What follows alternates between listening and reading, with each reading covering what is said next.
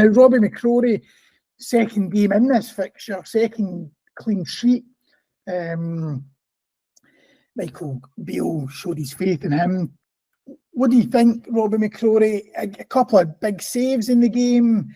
He's obviously been waiting patiently for his chance. He's 25. I mean, there's still obviously the talk of Jack Butland coming in. Alan McGregor would expect to hang up his gloves. John McLaughlin could even go. If it was Jack Butland or whoever coming in and McCrorie a second choice, I mean, at 25 years of age, having now tasted this, how difficult do you think it would be to keep him happy as that? I think it's tough, Gav. I think you're right.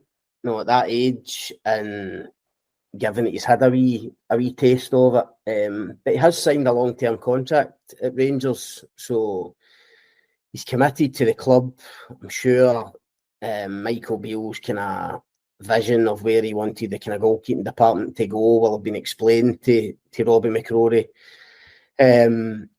What I would say is, I mean, he's done brilliantly in the 4 games, right? There's no getting away from that. But I mean, as a small sample size, do you know what I mean? 4 games. It's been big games. I mean, I think I'm right. 2 against Celtic, 1 against Aberdeen, 1 in Europe, and he's done really well. But it is a small sample size, so I don't want to get too carried away with this guy's going to be the number 1 next season. He obviously looks capable. I think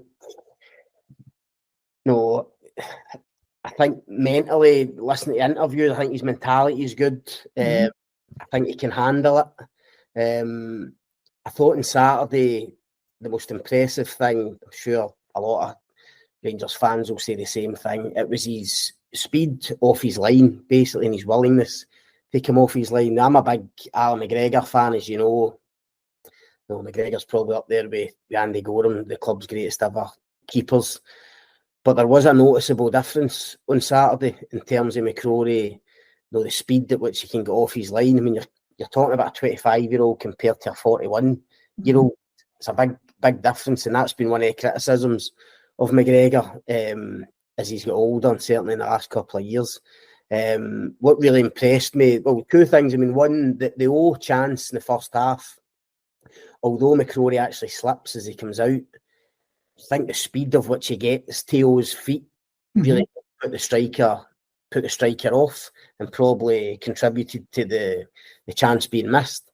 And secondly, even more importantly, in the second half, when Celtic brought Kyogo on, what impressed me was that I felt as if McCrorie actually looked at that and thought, they're bringing Kyogo on, they're going to change their game slightly, they will try and get Kyogo down the sides, the centre-halves and in behind Rangers' defence. And there was one pass, Celtic, they only did it once, or get the chance to do it once, really slid a ball down the side of, I'm sure it was Connor Goldson, that side, and tried to get Kyogo in behind. And honestly, McCrorie was like a sweeper. I mean, he was there before he even knew it and just cleared the danger. And it was a kind of nothing moment, but it stuck in my head because I thought, with Alan McGregor in, that probably wouldn't have happened. And it almost allowed Rangers to play further up the pitch, pin Celtic back more, knowing that they had McCrorie back there who was going to sweep up and was willing to take him off his line. So there was definitely a noticeable difference. He's barely put a foot wrong in the 4 games that he's played. However, having spoken to Michael Beale after the game, and we've all seen the reports linking Rangers with Jack Butland, I would expect that to happen, and I expect Jack Butland to come in to Rangers next season clearly with the aim of being Rangers' number 1.